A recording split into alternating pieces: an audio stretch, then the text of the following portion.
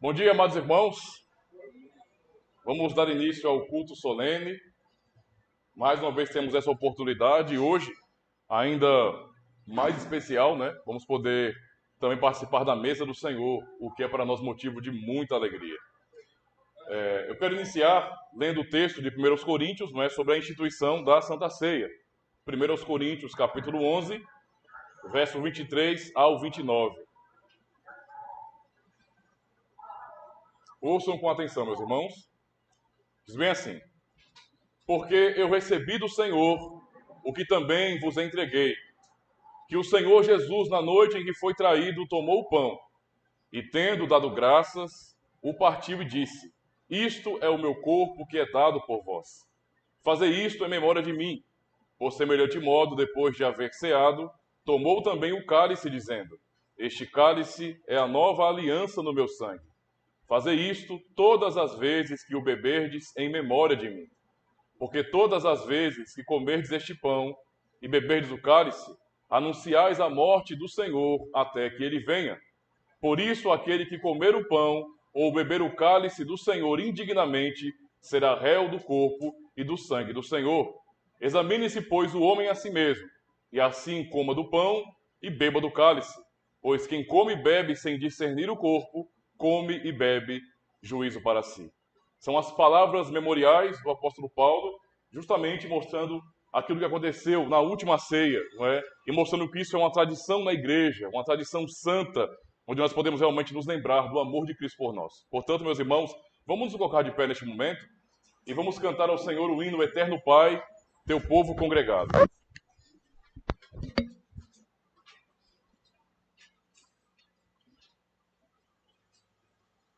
Cantemos então.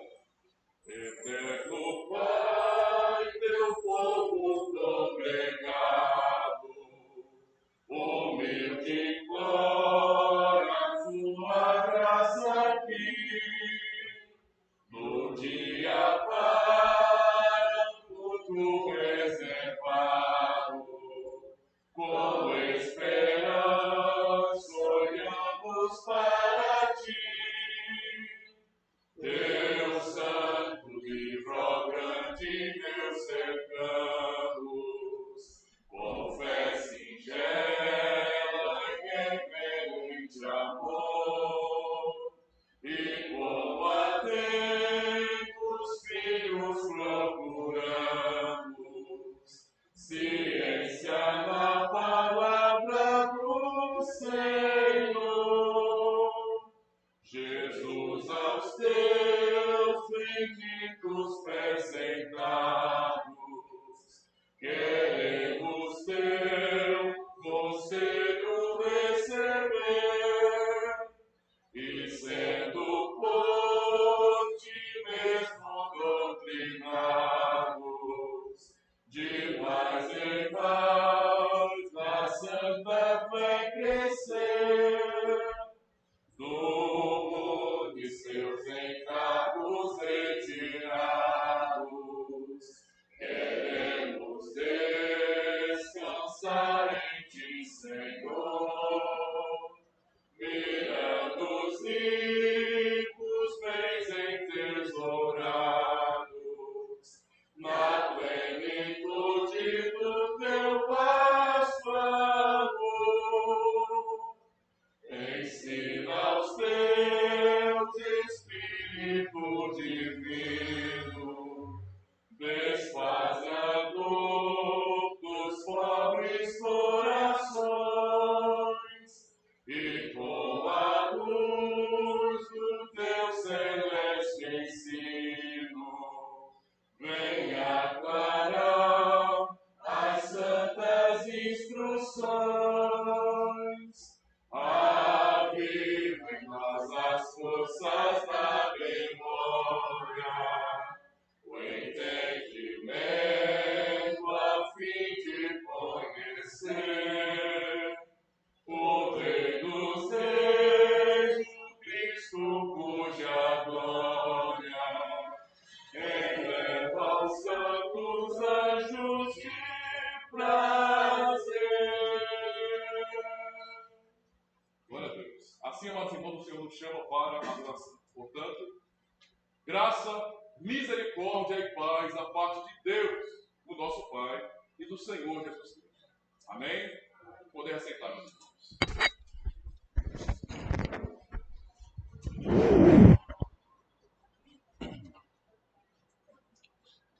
Vamos, neste momento, então, orar ao nosso Deus, suplicando a sua misericórdia e agradecendo também por sua bondade. Oremos ao Senhor, meus irmãos.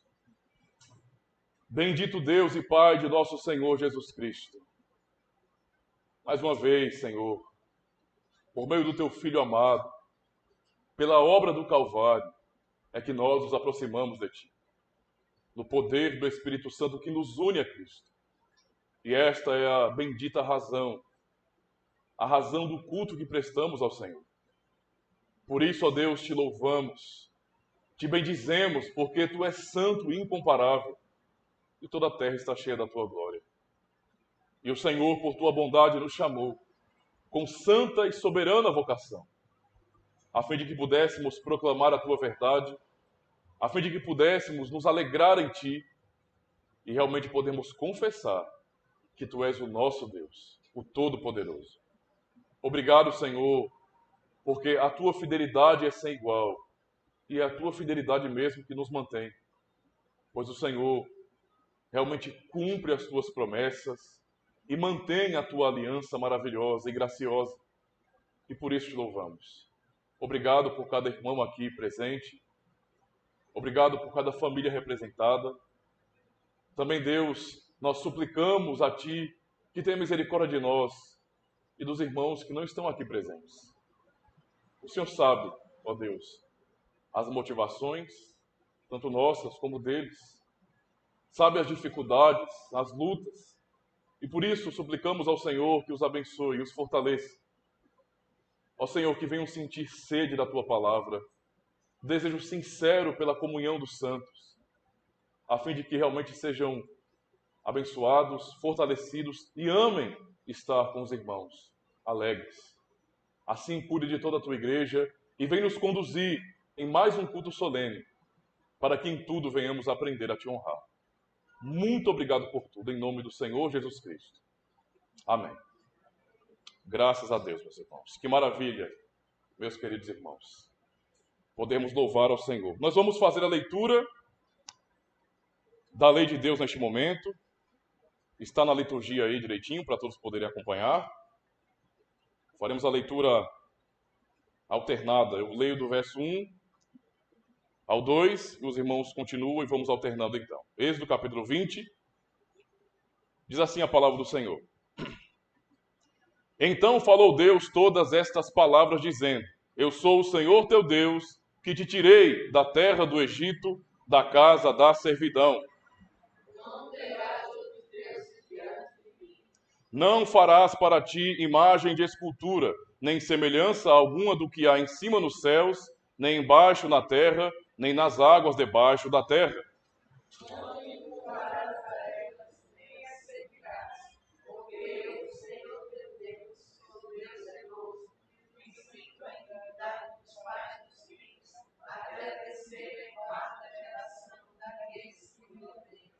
E faço misericórdia a milhares dos que me amam e aos que guardam os meus mandamentos.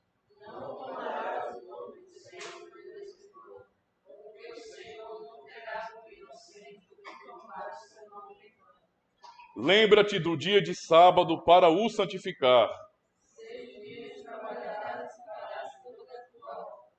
Mas o sétimo dia é o sábado do Senhor teu Deus. Não farás nenhuma obra, nem tu, nem teu filho, nem tua filha, nem teu servo, nem tua serva, nem o teu animal, nem o teu estrangeiro que está dentro das tuas portas.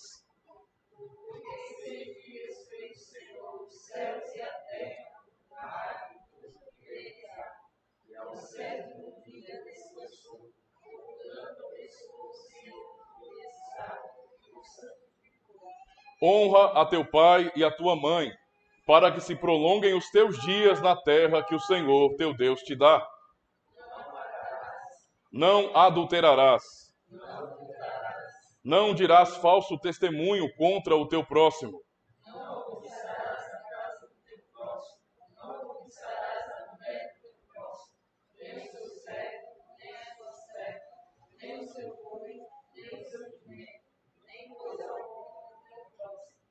Amém. Mais uma vez, irmãos, então, temos essa oportunidade de ouvir a santa lei de nosso Deus. Por isso, em resposta à leitura que fizemos agora, nós vamos cantar mais um hino. Em seguida, vamos ouvir um pouco sobre a Santa Ceia e seu significado para nós. Cantemos então um hino, Se há tristeza, eu causei, Senhor. Cantemos então. Se há tristeza, eu causei, Senhor.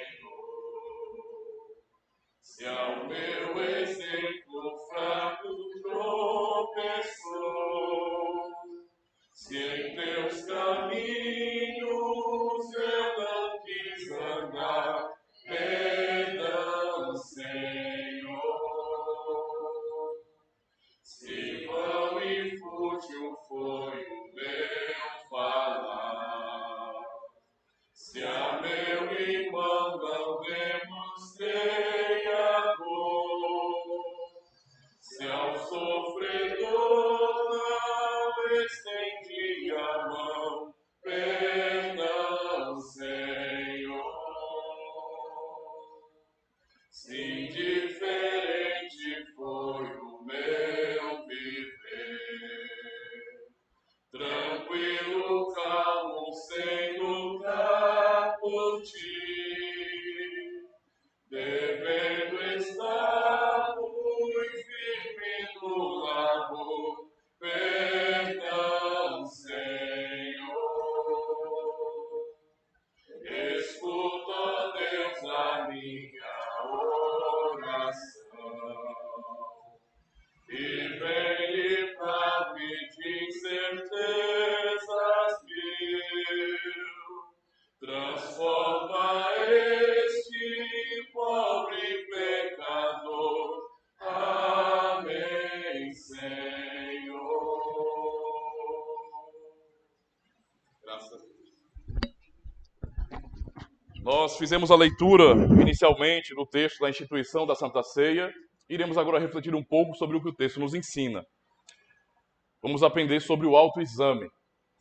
Por isso, a fim de celebrar a Santa Ceia para fortalecer a nossa fé, é necessário que examinemos a nós mesmos.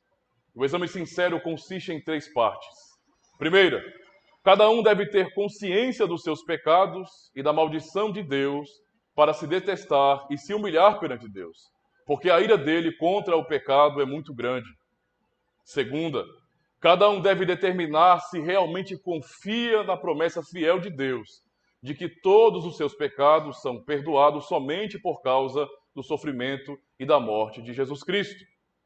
E terceira, cada um deve determinar se tem a intenção sincera de mostrar a Deus a sua gratidão por uma vida dedicada a Ele. Do mesmo modo, deve mostrar que está resolvido a amar o próximo e deixar toda a hipocrisia, inveja, inimizade e raiva. Esse é o autoexame que devemos fazer, irmãos. Devemos, de maneira consciente, orar a Deus e pensar em nossa própria vida, se realmente estamos dispostos a amar ao Senhor e aos nossos irmãos. A ceia também para nós é um convite gracioso de Deus, mas também uma advertência. Deus certamente recebe à mesa do seu Filho Jesus Cristo todos os que têm esta intenção. Declaramos a eles que Deus os recebe em graça e lhes dá esta comida e bebida celestial, apesar dos muitos pecados e fraquezas que lhes restam contra a sua vontade. Por outro lado, declaramos que aqueles que não têm esta intenção comem e bebem juízo para si. Por isso, advertimos que eles se abstenham da mesa do Senhor. Nós declaramos aos que praticam pecados ofensivos que não têm parte no reino de Cristo se não se arrependerem. E ofensivos consideramos os seguintes pecados: servir a ídolos ou invocar santos falecidos, prestar homenagem a imagens, dar crença à feitiçaria ou bruxaria, desprezar a Deus, a sua palavra e aos santos sacramentos, brigar, ser desobediente a seus pais e superiores, viver em ódio e inveja, adulterar, embriagar-se, roubar e, em geral, viver uma vida dominada por pecados contra Deus e os homens. Todos os que permanecem em tais pecados devem abster-se desta comida e bebida que Jesus Cristo ordenou somente para seus fiéis, a fim de não aumentarem seu juízo e condenação. É justamente o princípio da lei de Deus que acabamos de ler e até cantamos em resposta, reconhecendo nossas fraquezas e pedindo perdão a Deus. É assim que devemos realmente nos achegar à mesa de Cristo, reconhecendo que o Senhor nos chama para uma vida piedosa de verdade. Mas a ceia não é apenas um convite e advertência, é também um memorial. Cristo nos mandou celebrar esta ceia em sua memória. Nesta mesa, nós lembramos que nosso Senhor foi enviado ao mundo pelo Pai. Ele se tornou homem para carregar a ira de Deus por nós. Ele foi preso a fim de que nós fôssemos libertos. Ele, embora inocente, foi condenado à morte para sermos absolvidos por Deus. Ele foi amaldiçoado para sermos abençoados. Ele foi desamparado por Deus a fim de que nós nunca mais fôssemos desamparados por Ele. E ao dizer, está consumado, Ele confirmou a nova e eterna aliança quando morreu e derramou o seu sangue, cumprindo então a vontade do Senhor de salvar os seus eleitos. E por isso mesmo, quando olhamos para a ceia, não apenas entendemos que isso está nos fazendo lembrar sobre o que Ele fez por nós e nos chamando à consciência cristã, mas também devemos olhar a ceia como uma garantia do amor de Deus. Toda vez que comemos este pão e bebemos deste cálice, Cristo nos lembra e garante que Ele nos ama. Com o seu corpo e sangue, Ele alimenta e sacia para a vida eterna as nossas almas famintas e sedentas. E isto é tão certo como recebemos este pão e vinho em memória dele. Então é a mesma certeza. Quando recebemos em nossas mãos pão e vinho, do mesmo jeito que temos certeza que isso está acontecendo, assim nosso coração e nossa mente devem ser fortalecidos, não é, da segurança do amor de Cristo por nós. Mas a ceia, irmãos, como bem sabemos também, é um convite à comunhão. Por seu sofrimento e morte, Cristo nos conquistou o Espírito vivificante. Através deste Espírito, nós somos unidos com Ele e recebemos todos os seus benefícios. Pelo mesmo Espírito, Ele nos une em amor fraternal como membros de um só corpo. Portanto, todos nós, incorporados em Cristo por uma verdadeira fé, somos um só corpo. E devemos demonstrar este amor uns aos outros, não só de palavra, mas também de ato, de fato e de verdade. Ou seja, Cristo na Santa Ceia nos ensina que temos comunhão e essa comunhão, ela deve ser realmente vivida por nós. Não é apenas um discurso, não são apenas palavras que dizemos aos nossos irmãos, mas são atitudes de amor de verdade. A nossa preocupação com nossos irmãos. Não é? Devemos orar com nossos irmãos, nos preocupar em como suas vidas andam, a fim de que realmente venhamos ajudar de alguma maneira, oferecer um ombro amigo para que toda a comunidade possa desfrutar de amor verdadeiro. É isso que a ceia nos ensina. E por fim, meus irmãos, a ceia também é uma expectativa da vinda de Cristo. Finalmente, Cristo nos mandou celebrar a Santa Ceia até que Ele venha. Na sua mesa, provamos o começo da alegria eterna que Ele nos prometeu. Aguardamos com grande expectativa a abundância desta alegria no banquete do casamento do Cordeiro, quando Ele beber conosco vinho novo no reino de seu Pai.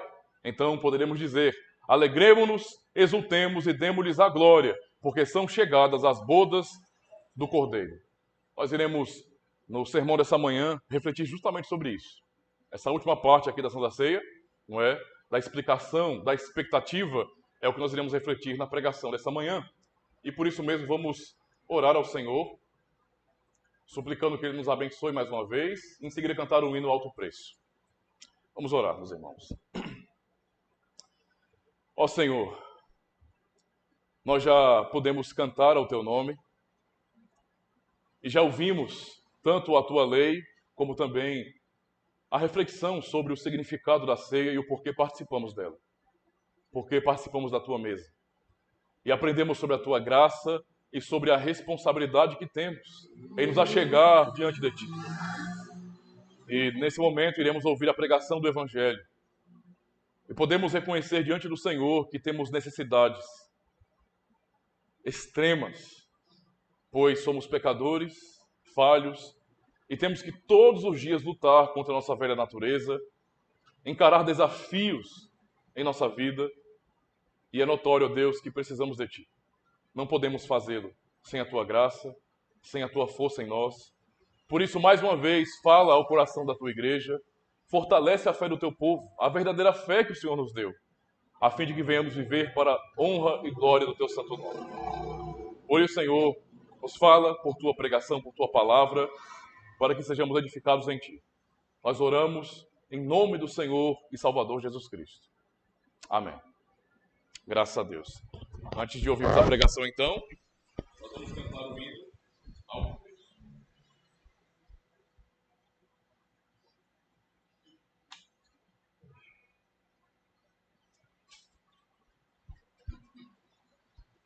Cantemos então ao Cristo. Eu sei que foi pago um alto preço para que contigo eu fosse o meu irmão.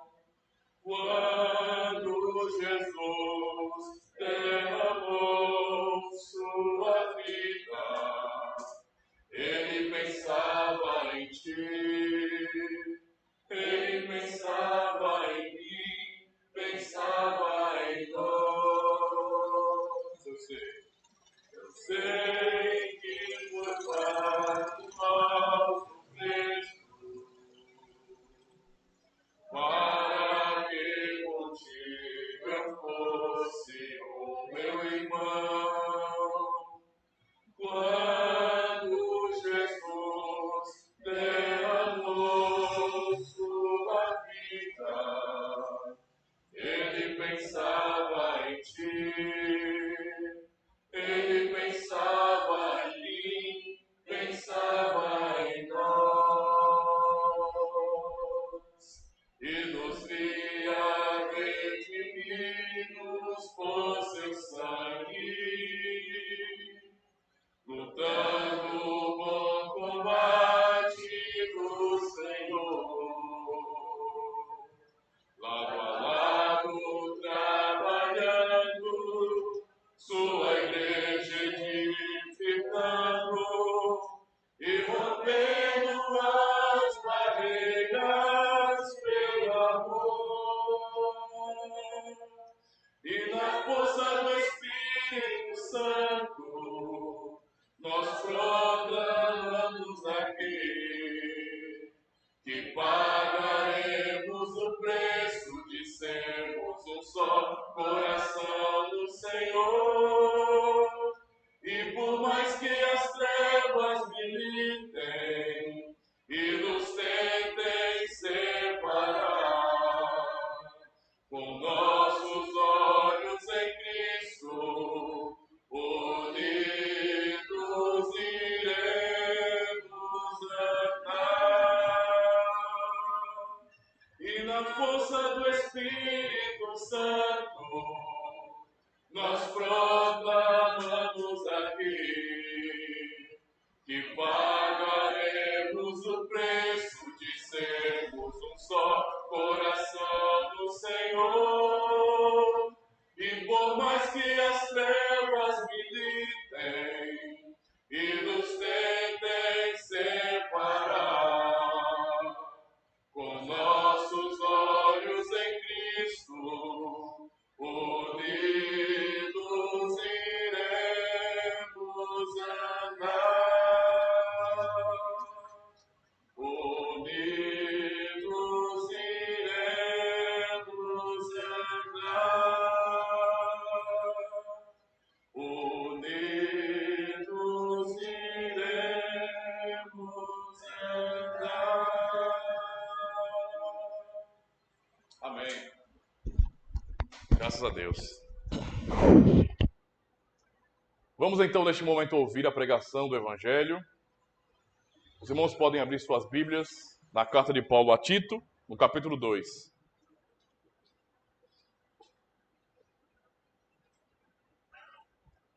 Nós leremos todo o capítulo 2, mas o sermão estará concentrado nos versículos 11 a 15. Tito, capítulo 2.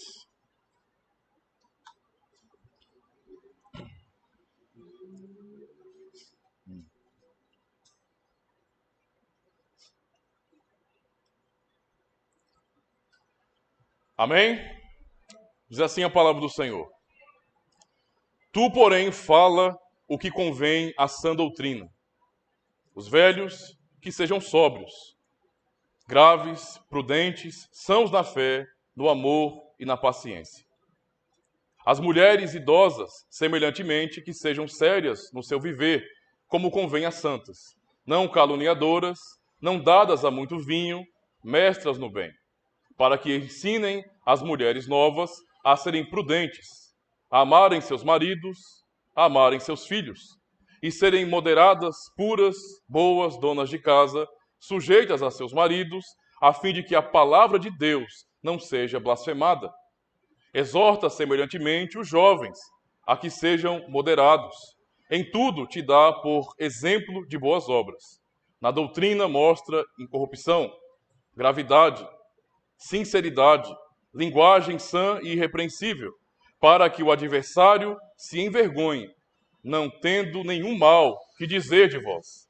Exorta os servos a que se sujeitem a seus senhores, e em tudo agradem, não contradizendo, não defraudando, antes mostrando toda a boa lealdade, para que em tudo seja um ornamento da doutrina de Deus, nosso Salvador.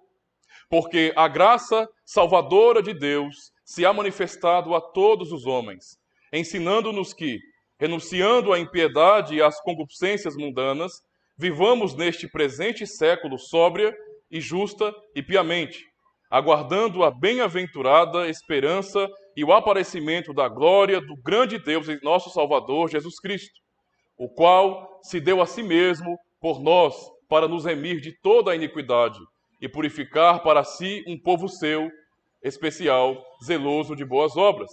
Fala disto e exorta e repreende com toda a autoridade. Ninguém te despreze. Até aqui, meus irmãos. Este, então, é o texto de nossa pregação nesta manhã. Amada congregação do Senhor e Salvador Jesus Cristo, o que estamos fazendo aqui neste mundo? Pense sobre isso. Cristo já veio e pregou o Evangelho e pagou o alto preço por nossos pecados. Nós acabamos de cantar isso. Isso tudo foi realizado para o nosso bem. Mas nós poderíamos ainda perguntar, algo a mais precisa ser feito? Uma vez que entendemos que Ele já fez tudo por nós, isso de repente implica em que não temos uma maneira de viver que esteja condizente, ou seja, que esteja de acordo com a graça do Senhor em nossas vidas? Já somos o povo de Deus? Agora, a resposta óbvia é sim, nós somos o povo de Deus. Mas ao mesmo tempo, temos que compreender que somos o povo de Deus e ainda não. Nós temos realmente detalhes importantes para pensar sobre isso. Em Apocalipse 21, por exemplo, no verso 3, lemos: E ouvi uma grande voz do céu que dizia: Eis aqui o tabernáculo de Deus, não é? Que está com os homens, pois com eles habitará, e eles serão o seu povo, e o mesmo Deus estará com eles, e será o seu Deus. Ou seja, nós já somos filhos de Deus, mas é notório que essa ainda não é a realidade manifesta em nossas vidas. Não é o que nós vemos ainda. Em Romanos 8:19, por exemplo, temos também esse ensino. Porque a ardente expectativa da criatura espera a manifestação dos filhos de Deus. Nós sabemos que somos filhos de Deus. Ao mesmo tempo, essa não é a realidade que nossos olhos veem. Porque a criação como um todo está esperando ansiosa a manifestação dos filhos de Deus. 1 de João 3, verso 2, também ouvimos sobre isso. João diz bem assim: Amados, agora somos filhos de Deus. Então é verdade que somos filhos de Deus.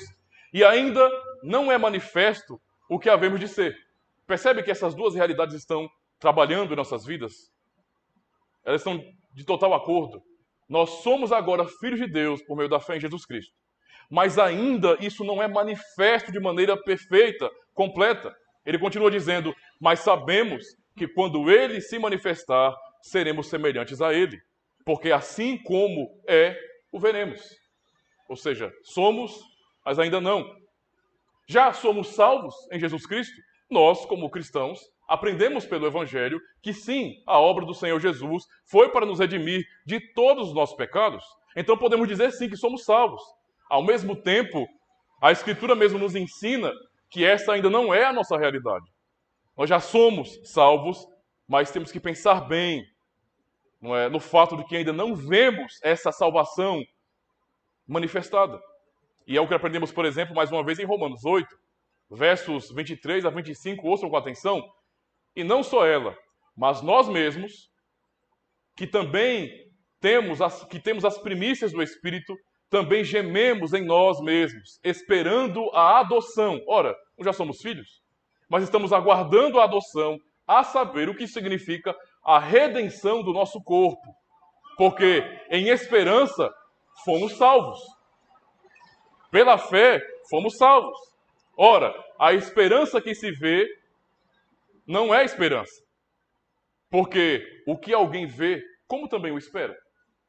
Mas se esperamos o que não vemos, com paciência o esperamos. Ou seja, já somos filhos de Deus, somos salvos por sua graça, Ele já é o nosso Deus e nós somos o seu povo, mas isso ainda não é manifesto. Nós não podemos ver essa realidade. E a promessa de Deus não se limita apenas a um aspecto espiritual. Então, isso não é o fim. Hoje, sermos cristãos, seguidores de Cristo, termos fé em Deus, isso não é o fim. Nossa vida não se limita a esta realidade de agora, de apenas estarmos de olho nas promessas de Deus, aguardando. Nós um dia chegaremos ao fim dessa caminhada, ao fim desse deserto, porque não é limitado apenas ao campo espiritual. Tudo o que Deus prometeu ao seu povo se cumprirá de forma física, literal, real. Um dia nós veremos. Um dia o reino que é oculto aos nossos olhos carnais será manifestado para que venhamos realmente enxergá-lo com toda a sua glória e esplendor. E qual é a palavra-chave em tudo isso que estamos aprendendo agora, já nessa introdução? Esperar. Essa é a palavra-chave. Nós estamos esperando, não é? Estamos aguardando a volta do nosso Senhor Jesus Cristo. Estamos aguardando o grande dia em que Ele se manifestará. E a pergunta é, então, o que nós estamos fazendo enquanto esperamos esse grande dia? Como devemos viver nessa esperança? É sobre isso que queremos refletir hoje, meus irmãos. Aprenderemos que, enquanto esperamos, devemos viver de forma piedosa. Também aprenderemos que, enquanto esperamos, nós devemos ansiar pela volta do Senhor Jesus Cristo. E, por fim, aprenderemos que, enquanto esperamos, devemos entender que nós pertencemos a Deus. E isso deve ser fortalecido em nosso coração. Verso 11 nos diz: porque a graça salvadora de Deus se ha manifestado a todos os homens. Enquanto esperamos, devemos viver de forma piedosa. É o que o verso 12 nos ensina, ensinando-nos que, renunciando à impiedade e às concupiscências mundanas, vivamos neste presente século sóbria e justa e piamente. Meus irmãos, uma vez que estamos esperando a vinda do Senhor Jesus Cristo para a manifestação de suas promessas gloriosas, recebemos de Deus um estilo de vida. Uma maneira de viver que esteja de acordo com o Evangelho. E essa vida é justamente a vida cristã, é um modo de viver piedoso. E o que é ser piedoso? Para ficar um pouco claro para nós. Simplesmente isso. A piedade, o viver piedoso, é justamente, não é, termos consciência e prática de uma vida cristã verdadeira, sincera. Quando pensamos em piedade, estamos falando justamente de uma vida com amor, não é, àquilo que é religioso. Essa é a lógica do termo piedade, ou piedoso aplicado ao contexto religioso. É amor pelas coisas de Deus.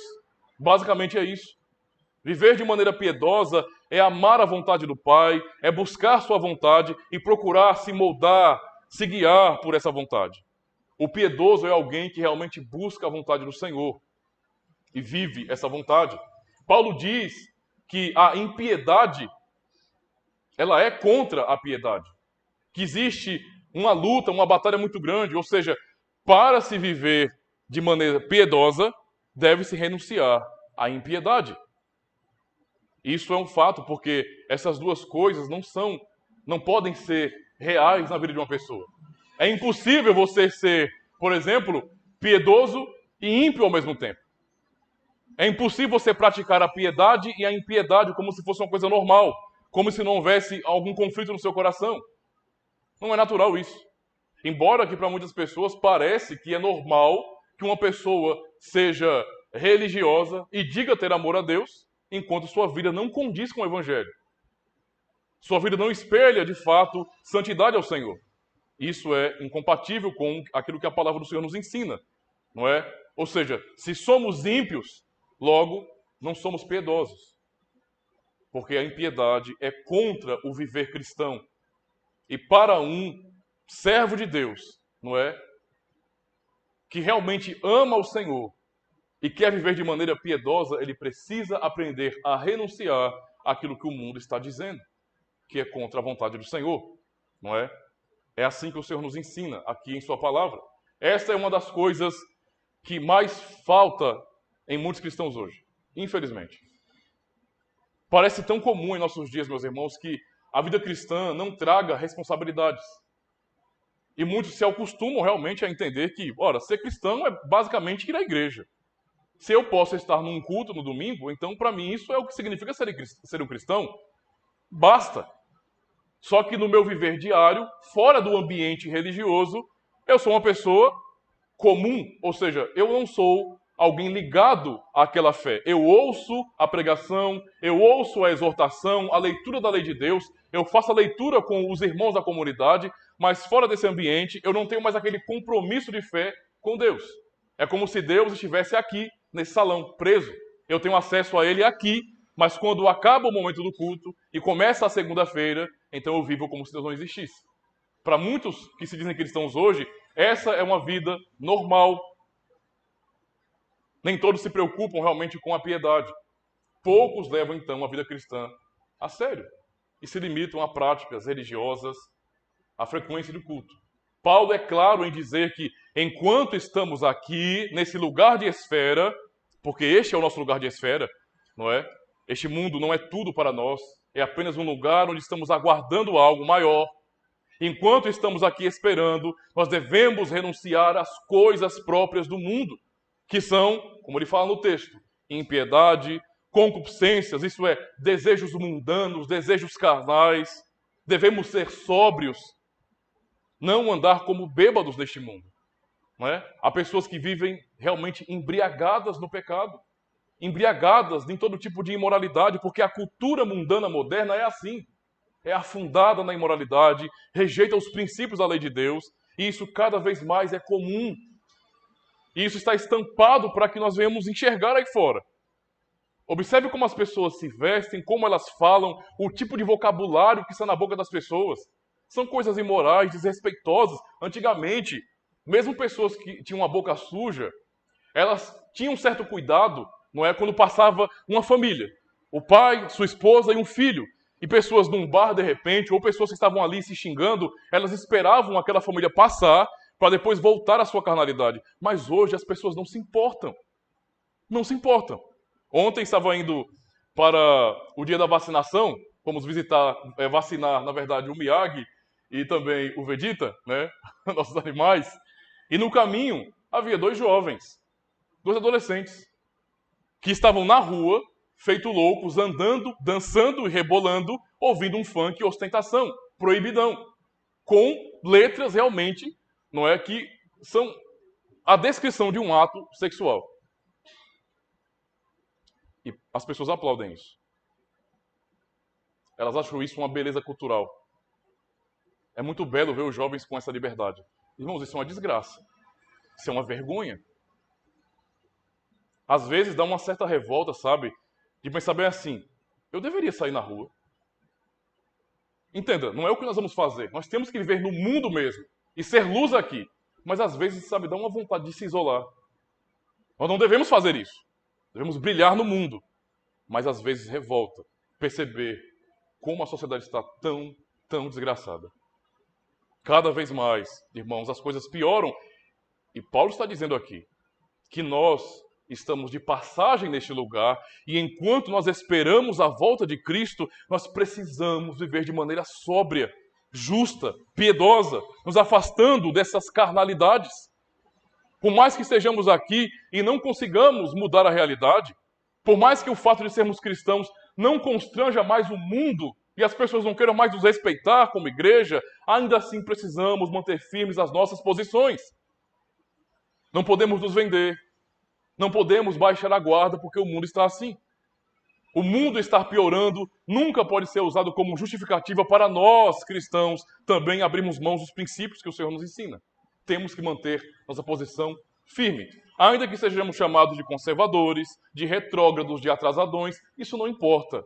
A palavra do Senhor é a verdade. Não importa, não é, quantos séculos passem, quantos milênios, ela sempre será a verdade.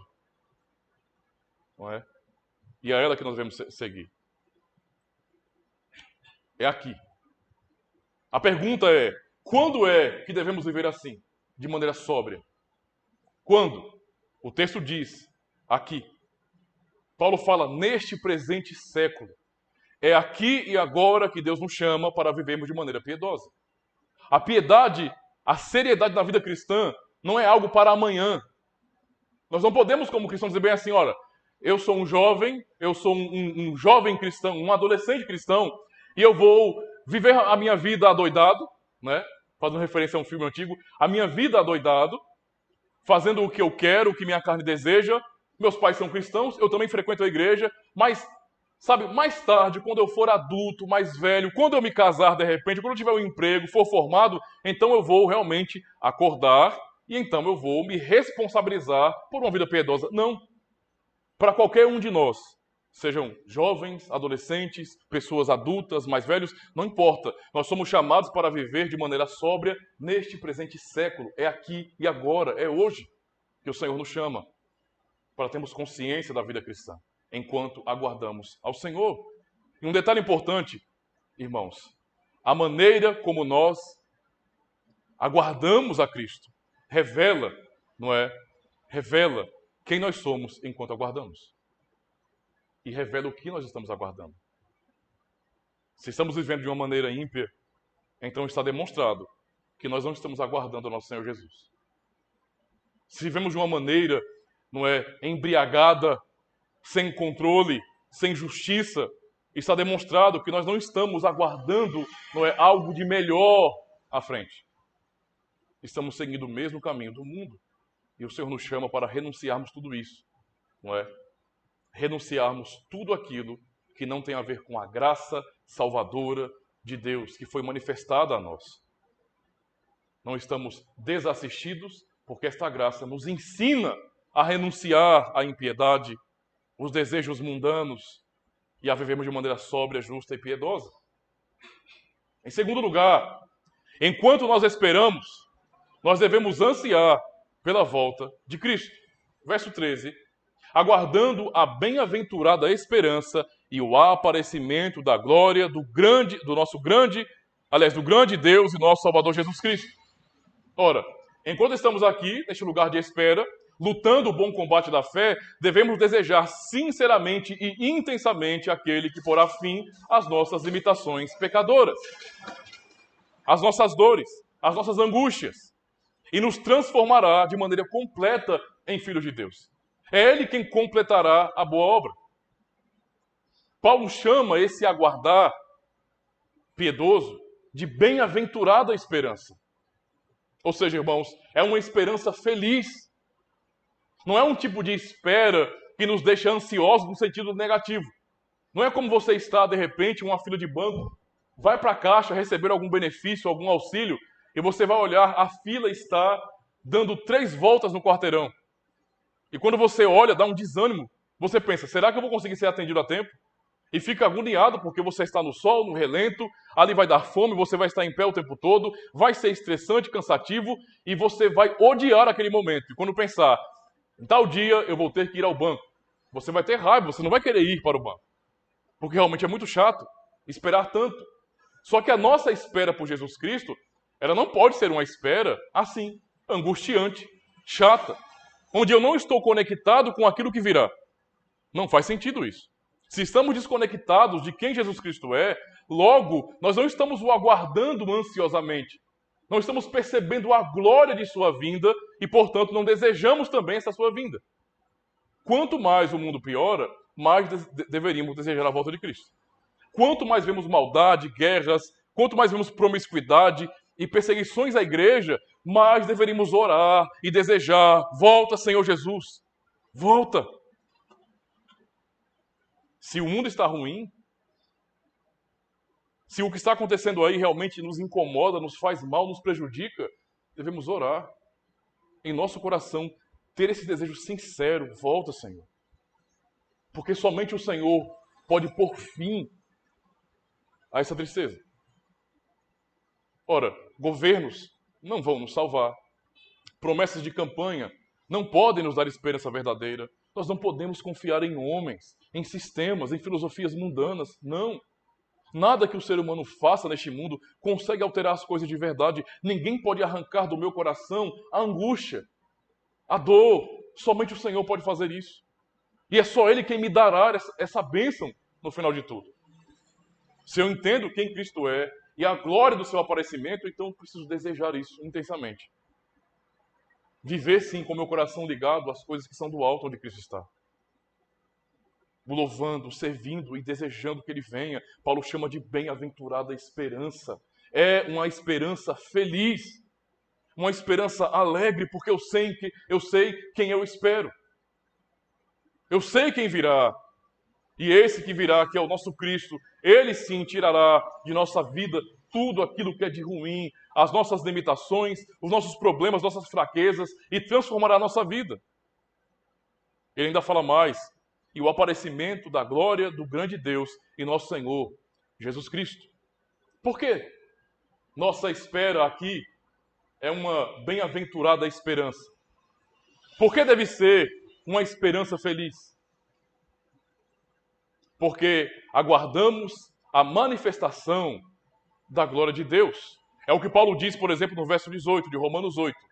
Nós já ouvimos muitas vezes esse texto aí, pregações nesse texto. Ele fala bem assim: porque para mim tenho por certo que as aflições do tempo presente não são para ser comparadas com a glória que em nós há de ser revelada. O que Paulo usa para consolar aquela igreja daqueles dias foi justamente isso. Irmãos, nós estamos agora padecendo, o mundo cada vez mais nos imprensa, nos persegue, as coisas não estão melhorando, pelo contrário, socialmente, culturalmente falando, estão piorando. Mas enquanto isso acontece, temos que lembrar que a glória daquele dia será tão imensa, não é? Tão imensa, que nos fará esquecer dessas aflições. Elas não serão nada para nós. Absolutamente nada. E não somente isso, irmãos. Nosso anseio pelas promessas nos leva a uma vida de verdadeira fé. Somente quem anda realmente nesta vida esperando, aguardando as promessas de Deus, aguardando a volta do Senhor Jesus Cristo, consegue andar alegremente na vontade do Senhor. Por exemplo, Hebreus 11, do verso 13 ao 16, ouçam com atenção o que é dito sobre os heróis da fé. Ouçam com atenção. Todos estes morreram na fé, sem terem recebido as promessas, mas vendo-as de longe e crendo-as e abraçando-as, confessaram que eram estrangeiros e peregrinos na terra. Porque os que isto dizem claramente mostram que buscam uma pátria. E se na verdade se lembrassem daquela de onde haviam saído, teriam oportunidade de retornar. Mas agora desejam uma melhor, isto é, a celestial. Por isso também Deus não se envergonha deles, de se chamar o seu Deus, porque já lhes preparou uma cidade. Será que os heróis da fé, enquanto estavam no lugar de espera, eram infelizes? Você consegue imaginar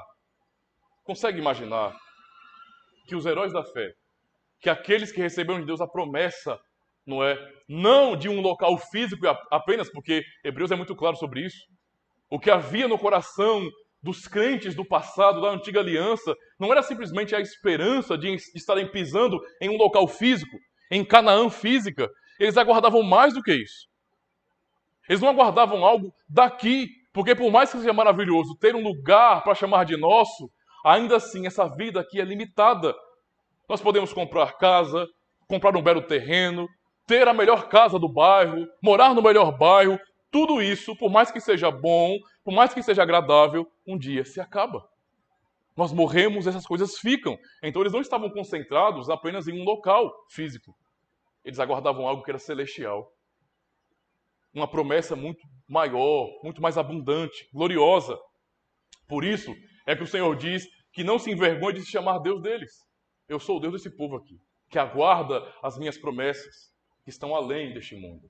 Então, perguntemos, será que esses heróis da fé, nessa espera, viviam infelizes esperando?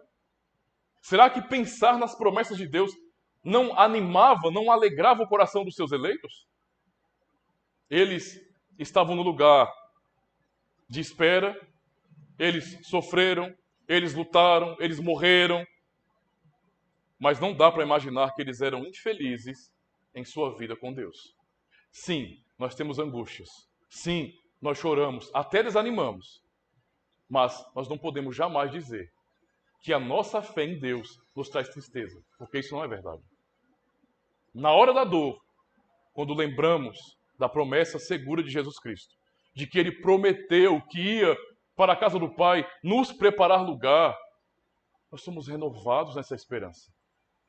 Nós lembramos de que Ele não se esqueceu de nós.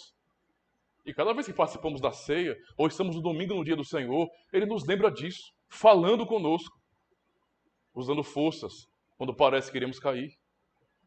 Então, a espera neste mundo, por Jesus Cristo, deve ser uma espera feliz, irmãos. Mesmo que choremos, nós podemos suspirar, descansar, sentir alívio em nossa alma, em nosso coração, por lembrar de uma glória que é incomparável, que ninguém pode conquistar por sua força, que homem nenhum pode nos oferecer, mas somente o Senhor. Tamanha é a esperança daqueles que confessam. E aqueles heróis da fé tinham tanto apreço a isso, tanta esperança de algo melhor, além deste mundo, que eles não se envergonharam de dizer: nós somos estrangeiros, nós não somos daqui. Eles confessaram: somos estrangeiros e peregrinos neste mundo. Se alguém os questionava: onde está o teu Deus? Vale a pena seguir esse caminho? Largar tudo para fazer a vontade de Deus? Eu não pertenço a este lugar. Eu estou aqui, mas eu pertenço a Deus, faço parte de seu reino. Há algo maior para mim, muito maior. Não é? E o texto diz de Hebreus que eles contemplavam as promessas de longe. Tenta imaginar, irmãos. É como alguém caminhando há dias, e como no caso deles, o povo de Israel, há anos no deserto. Imagine você caminhando há dias no deserto, não é? Você tem um objetivo, você tem que chegar em algum lugar, mas esse lugar é muito longe, e você caminha dia após outro, sua água começa a acabar, você não tem mais comida, você começa a sentir o peso, o seu corpo pesa muito mais, começa a sentir câimbras, dores, cansaço, boca seca, você não consegue mais, começa a ficar tonto, o sol é muito forte, e aquela caminhada estava cada vez mais pesada, você até saiu correndo. No dia que você saiu correndo, empolgado, animado, pensando: eu vou chegar o mais rápido possível, mas depois de tanto caminhar, parece tão mais difícil.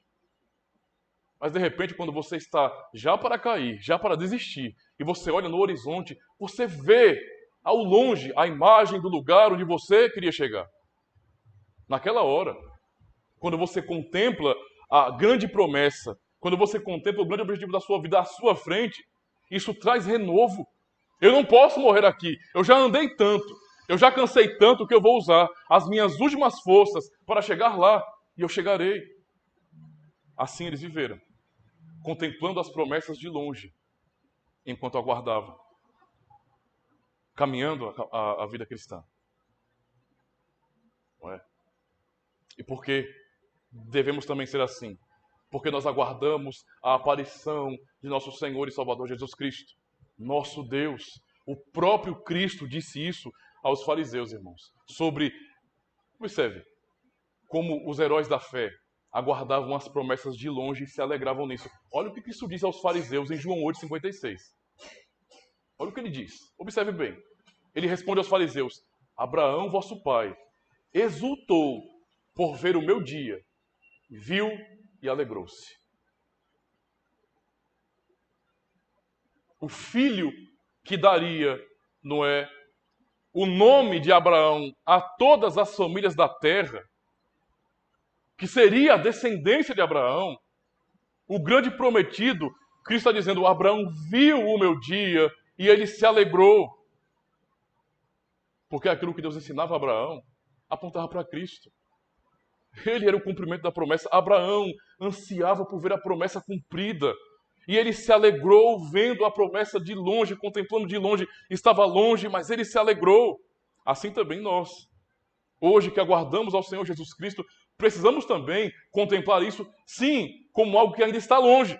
Temos que viver essa vida ainda. Mas mesmo longe, sabendo que isso não será daqui a 5 minutos, a 2 segundos, amanhã, isso pode demorar muito tempo ainda assim, nós podemos olhar para a promessa de Deus em Cristo e nos alegrar como Abraão.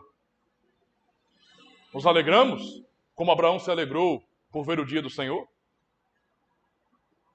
Ou será que estamos vivendo agora sem pensar, na glória da vinda do Senhor Jesus Cristo? Sem preencher nosso coração, nossa mente dessa esperança. Porque se o nosso coração está vazio disso, se nós não buscamos ao Senhor, aprender dele, preencher nosso coração, nosso vazio da palavra de Deus e dessa esperança, se isso não faz parte de nossas conversações, se nós não falamos sobre isso, irmãos, se não pensamos, se não oramos a respeito, se não compartilhamos isso com nossos irmãos, como é que nós vamos nos alegrar? Como podemos nos alegrar pensando nisso?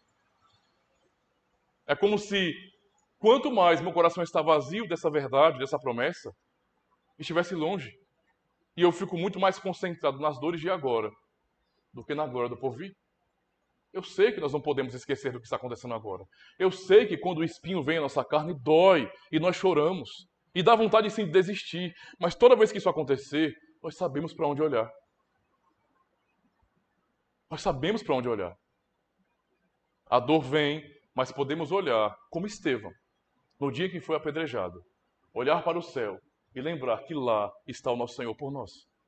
E que de lá Ele virá para nos buscar. Como você está vivendo a sua vida? Por fim, enquanto esperamos, nós devemos entender que pertencemos a Deus. Nós não estamos aqui jogados. Esse é um ponto tão importante para nós. Nós não estamos aqui jogados. Deus nos escolheu e nos jogou no mundo, dizendo bem assim, agora se virem. Não. Não estamos jogados. Neste lugar de espera, temos todas as informações possíveis e suficientes para estarmos seguros no Senhor.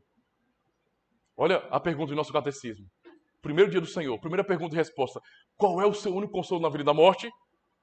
Que não pertence a mim mesmo, mas pertenço, tanto na vida quanto na morte, de corpo e alma, ao meu fiel Salvador Jesus Cristo. Eu pertenço a Ele. No verso 14, o que nós lemos aqui em Tito 2, o qual se deu a si mesmo por nós, para nos remir de toda a iniquidade e purificar para si um povo seu especial, zeloso de boas obras. Nesse lugar de espera, estamos seguros. E por que estamos seguros? Porque Cristo nos redimiu, não só de alguns pecados. Não, Ele não pagou uma porcentagem pequena, algumas parcelas de nossa dívida com Deus. Não. O que Paulo diz é que Ele pagou não só alguns pecados, não redimiu apenas de alguns pecados, mas de todo o pecado, de toda a iniquidade. Ele nos redimiu de maneira completa, de tal forma que a nossa vida está garantida em Cristo, de agora para sempre.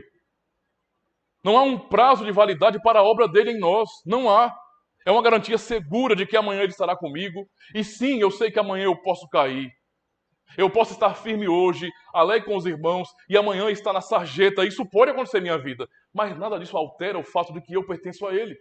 Eu posso chorar, sofrer, rastejar neste mundo. E pior, até mesmo morrer.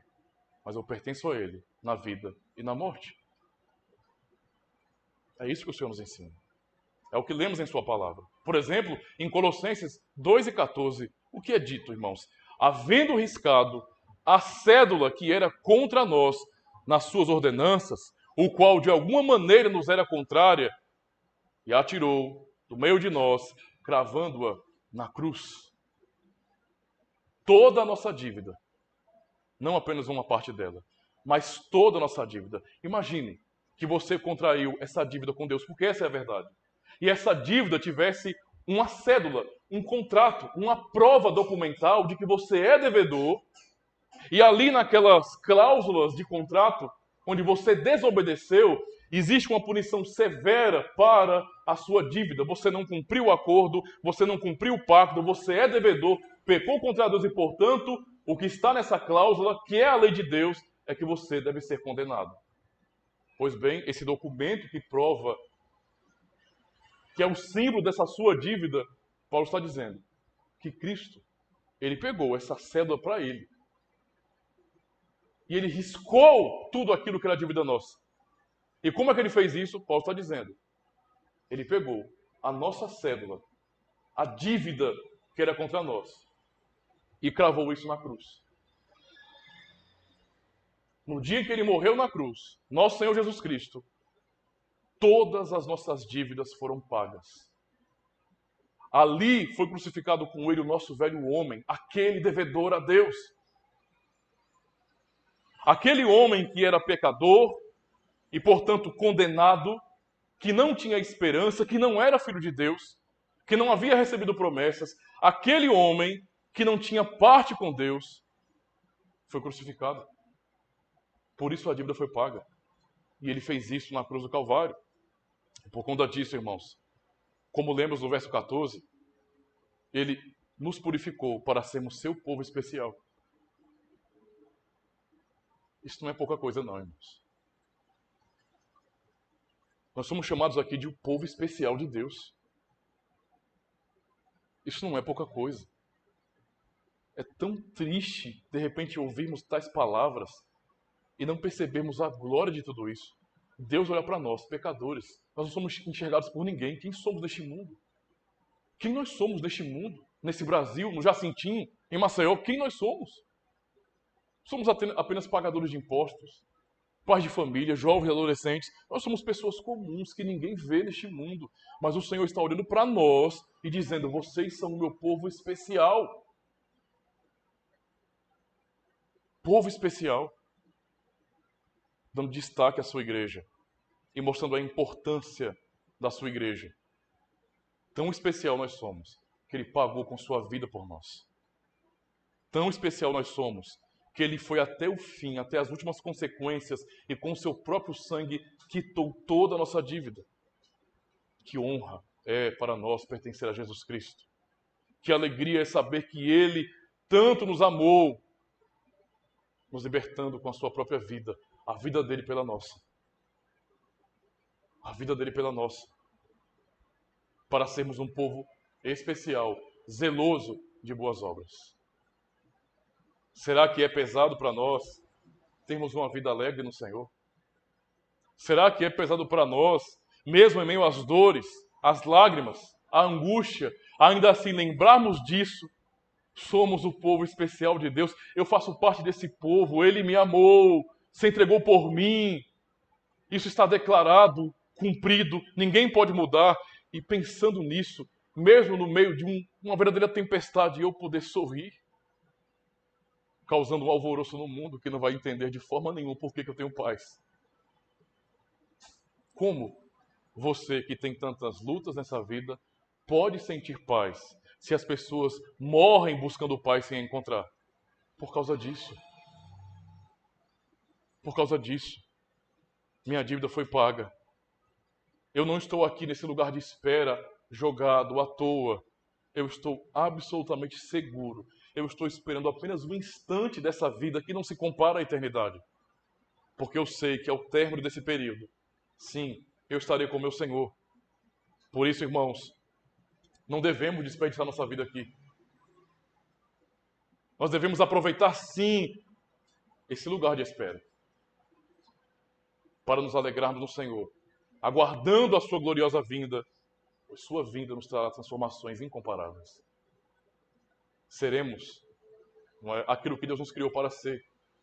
Sua vida, não é, foi entregue por nós e sua vinda porá fim às nossas lágrimas, às nossas tristezas e às cicatrizes que adquirimos na vida cristã. aquilo que Paulo fala de as marcas de Cristo em nós, elas serão motivos de orgulho.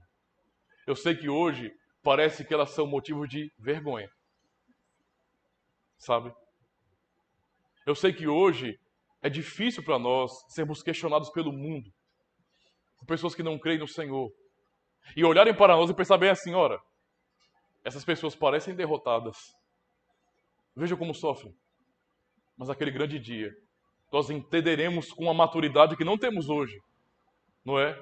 A razão de cada cicatriz, de cada marca, e nos orgulharemos, pois saberemos que foi por Cristo somente.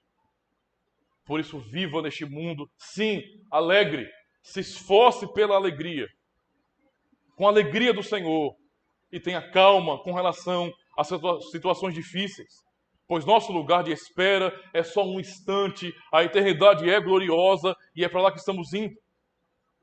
É isso que iremos, irmãos, celebrar aqui. A última parte de nossa reflexão sobre a Santa Ceia é justamente a expectativa da volta do Senhor Jesus Cristo. Ao participarmos da mesa do Senhor, nós somos lembrados de que Ele prometeu. Calma, irmãos. Calma, igreja. Ele vem. E quando Ele vier, nós todos estaremos reunidos para esse grande banquete celestial, onde a alegria nunca mais terá fim. Portanto, aproveitemos o nosso lugar de espera, vivendo para a glória de Deus. Amém. Graças a Deus.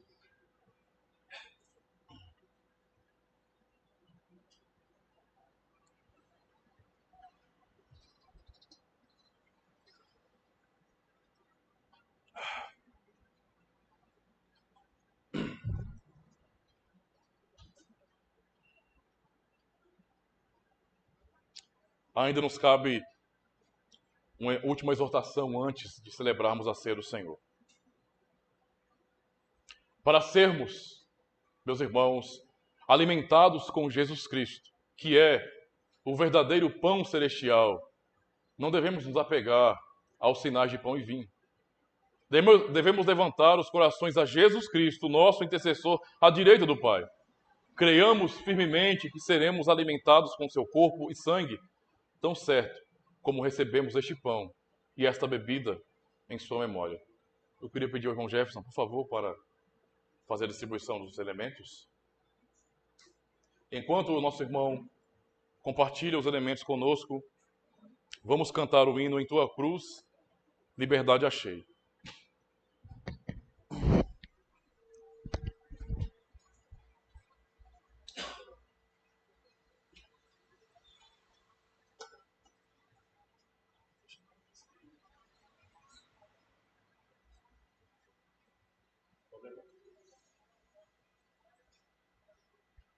Cantemos então. Espero em Ti, ó meu Jesus, em Tua cruz.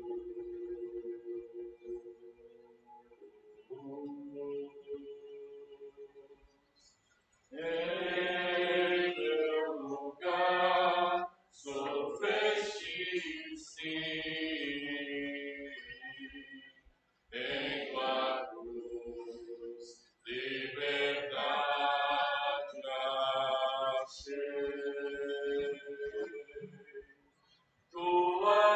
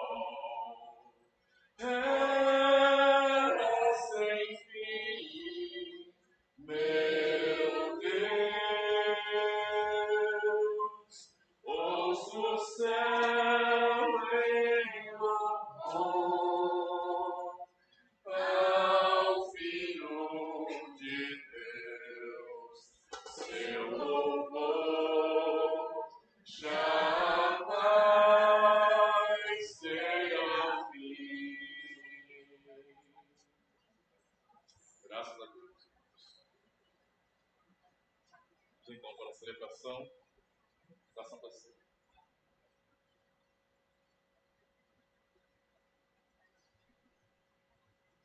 O pão que partimos é a comunhão do corpo de Cristo. Tomem, comam, lembrem-se e creiam que o corpo do nosso Senhor Jesus Cristo foi dado para a remissão completa de todos os nossos pecados. Participemos então.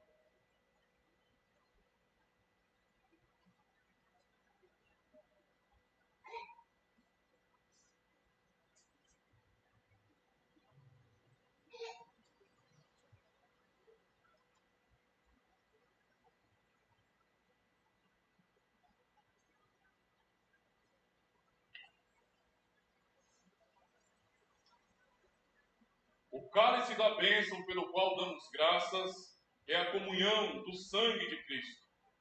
Tomem, bebam, lembrem-se e creiam que o precioso sangue do nosso Senhor Jesus Cristo foi derramado para a remissão completa de todos os nossos pecados. Participemos, irmãos.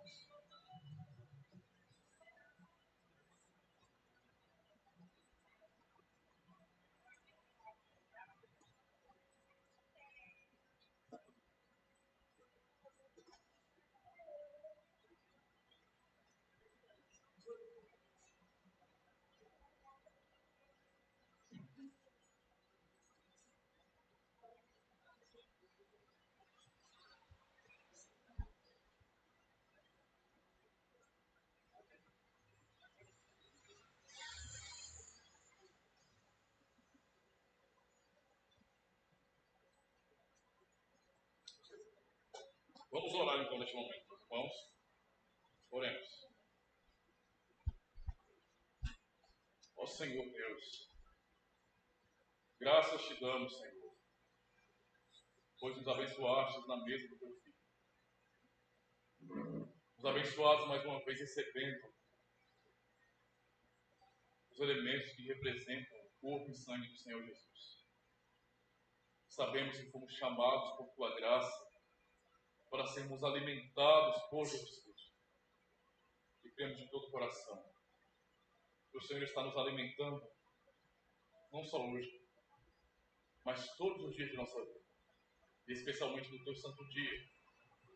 Mas ainda agora, quando compartilhamos o pão e o cálice do Senhor e celebramos a tua obra por nós e o teu amor demonstrado na cruz, ver como somos renovados na esperança da ressurreição. Nós te louvamos, mais uma vez nos abençoar e suplicamos a ti que nos ajude, ó Deus, que sejamos fortalecidos verdadeiramente na fé que o Senhor nos deu, para que possamos então, nesse lugar de espera, enquanto estamos aguardando a volta do Senhor Jesus, estarmos firmes, inabaláveis na obra do Senhor e seguirmos nossa vida cristã com alegria, celebrando ao Senhor sempre, sempre. Ajuda-nos, Senhor, pois precisamos de Ti. É o Senhor que nos alimenta, que nos dá forças no deserto de nossas vidas. Nós sabemos que o Senhor nos conduzirá assim até o fim, até um dia o Senhor mesmo voltar dos céus e nos conduzir para o novo céu e nova terra, onde há plenitude de alegria e paz. Por isso nós te louvamos e te agradecemos por tua bondade mais uma vez. Que o teu nome seja honrado. Em nome de Cristo nós oramos. Amém. Graças a Deus. Nós geralmente lemos o Salmo 103, dessa vez vamos cantá-lo. Quando está na liturgia aí, para os irmãos, vamos cantar o Salmo 103.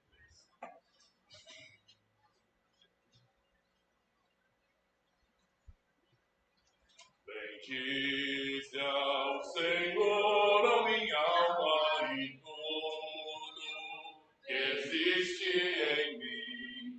Bendiga, pois seu nome é santo. Bendize, ó minha alma, ao Senhor. Dos seus benefícios, não te esqueças de nenhum só. É Ele quem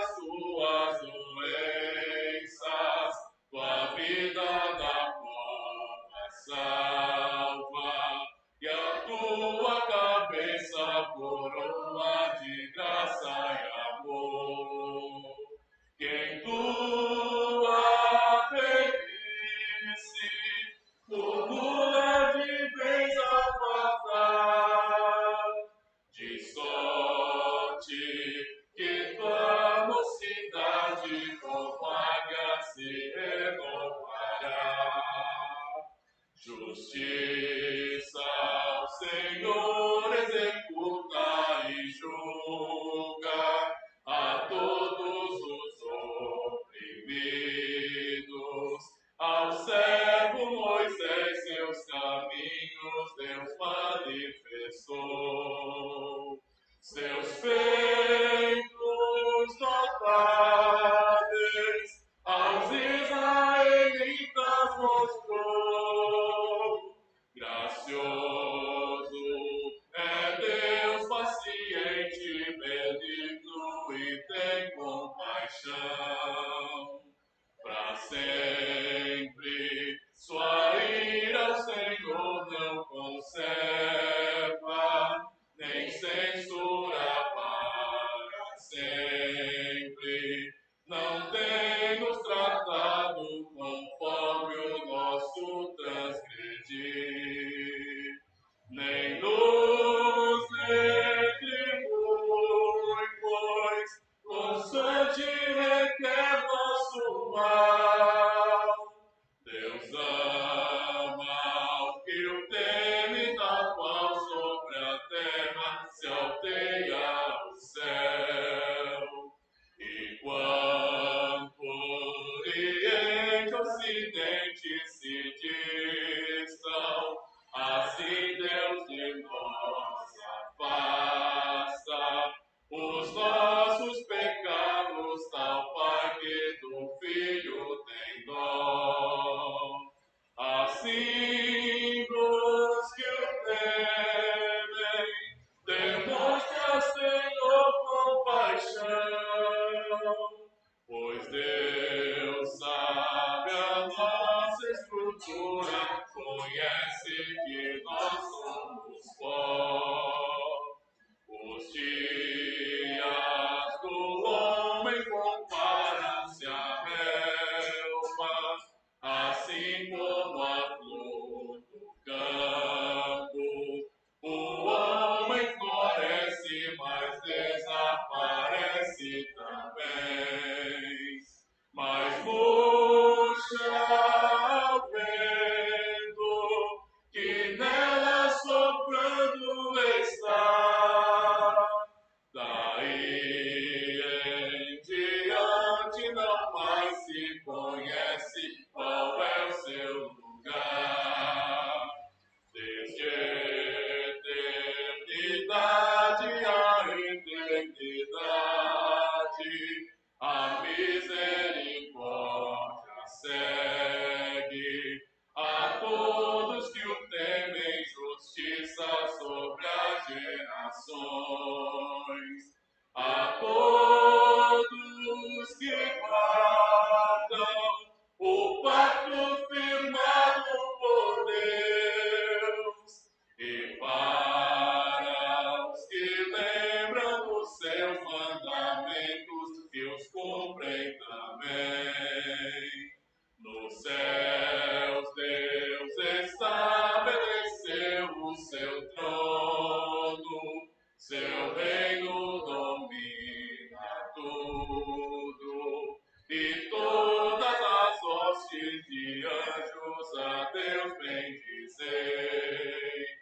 Grandiosos em força, que sua palavra cumpris, e as ordens de Deus, todas elas à risca se executais.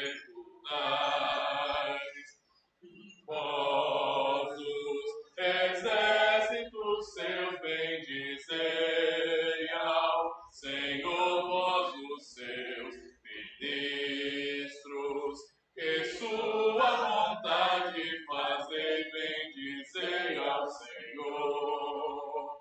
Vós todas as obras, em todo lugar bendizei, em todo domínio de Deus, sim, bendize, ó minha alma, Senhor.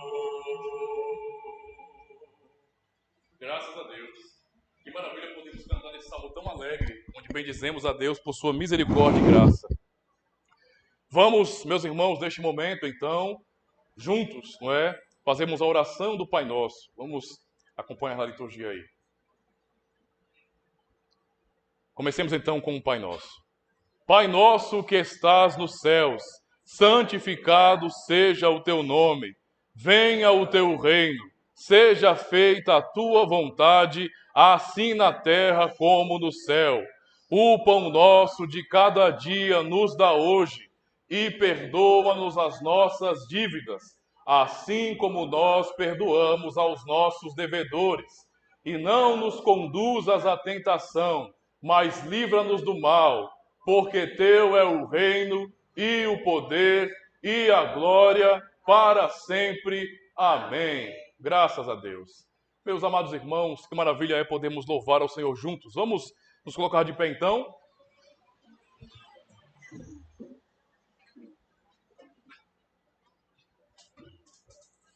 Assim o Senhor despede o seu povo. A graça do Senhor Jesus Cristo e o amor de Deus, nosso Pai, e a comunhão do Espírito Santo seja com todos vós.